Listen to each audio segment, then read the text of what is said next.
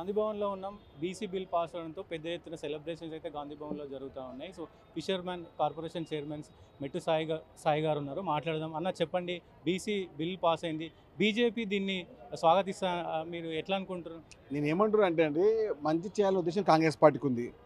ముఖ్యమంత్రి రేవంత్ రెడ్డి గారి సారథ్యంలో బీసీల పక్షపాతిగా, బీసీలు అనే వ్యక్తిగతానికి బీసీలు అంటే బిగ్గెస్ట్ కాస్ట్ అని, బీసీలు అంటే back bone of Congress party అని చెప్పే విధంగా, అందరికీ అందుబాటులో ఉండే విధంగా 42% రాజకీయ నేపథ్యంలో, అదేవిధంగా ఆర్థికంగా సామాజికంగా ఎదగాలని, బీసీలో నాయకత్వాన్ని పెంపొందాలని చెప్పి శాసనసభలో కానివ్వండి, లోకల్ బడి ఎన్నికల్లో కానివ్వండి, ప్రతి దానిలో బీసీ యొక్క సాధ్యం పెంచే విధంగా రైతు పక్షపాతిగా ఏ విధంగా ఉన్నారో అదేవిధంగా బీసీల పక్షపాతిగా ముఖ్యమంత్రి రేవంత్ రెడ్డి గారు ఉన్నారు.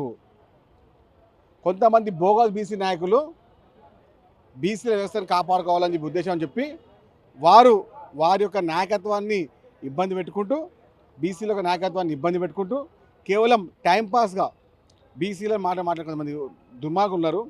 వారందరికీ చెంప చెల్లుమనే విద్య విధంగా చెప్తారు. ఈరోజు బిల్ పాస్ అయింది, బీసీ బిల్లు.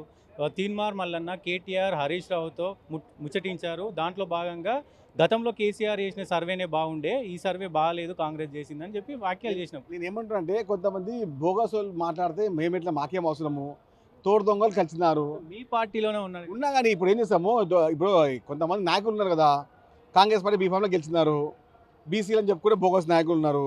వాళ్ళంటి వాళ్ళతో మేము భయపడే మాకు అవసరం లేదు.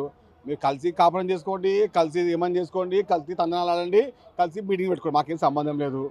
బీసీ నాయకత్వాన్ని పెంపొంచాలని ముఖ్యమంత్రి రేవంత్ రెడ్డి గారు తపనతో ఉన్నారు.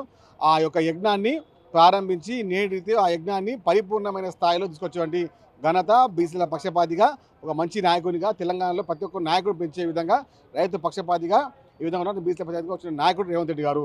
మహేష్ కుమార్ గారి నాయకత్వంలో, పొన్నం ప్రభాకర్ గారి నాయకత్వంలో వచ్చే శాసనసభ ఎన్నికలు కానివ్వండి, వచ్చే పార్లమెంట్ ఎన్నికలు కానివ్వండి, త్వరలో వచ్చే లోకల్ బాడీ ఎన్నికలు కానీ 42% పైగా బీసీల యొక్క నాయకత్వాన్ని పెంపొంచే విధంగా, వారికి అందరికీ రాజకీయ నేపథ్యం వచ్చే విధంగా, రేపు తెలంగాణ రాష్ట్రంలో బీసీలకు ఐక్యతను చాటే విధంగా ముఖ్యమంత్రి రేవంత్ రెడ్డి గారి నాయకత్వంలో రాహుల్ గాంధీ గారు ఇచ్చిన మాట ప్రకారంగా తెలంగాణ రాష్ట్రం ప్రతి ఒక్క రాష్ట్రాలకు ఆదర్శప్రాయంగా ఉండబోతుంది.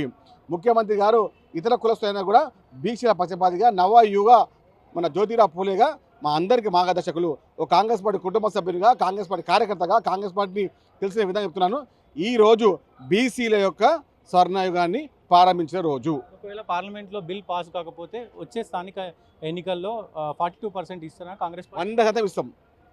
100% కాంగ్రెస్ పార్టీ నిర్ణయం. ముఖ్యమంత్రి రేవంత్ రెడ్డి గారు, పిసిసి అధ్యక్షులు మన మహేష్ కుమార్ గౌడ్ గారు వారి యొక్క సారథ్యంలో 42% తగ్గకుండా శాసనసభ ఎన్నికల్లో కానివ్వండి, స్థానిక ఎన్నికలు కానీ, మున్సిపల్ ఎన్నికలు కానివ్వండి, అన్ని ఎన్నికల్లో బీసీలకు 42% తగ్గకుండా నాయకత్వాన్ని పెంపొందిస్తాం. సో ఇది పరిస్థితి. వచ్చే ఎలక్షన్స్లో బిల్లు పాస్ అయినా, పార్లమెంట్లో కాకపోయినా 42% వచ్చే స్థానిక సంస్థ ఎన్నికల్లో ఇస్తామని చెప్పి కూడా మాట్లాడుతూ ఉన్నారు.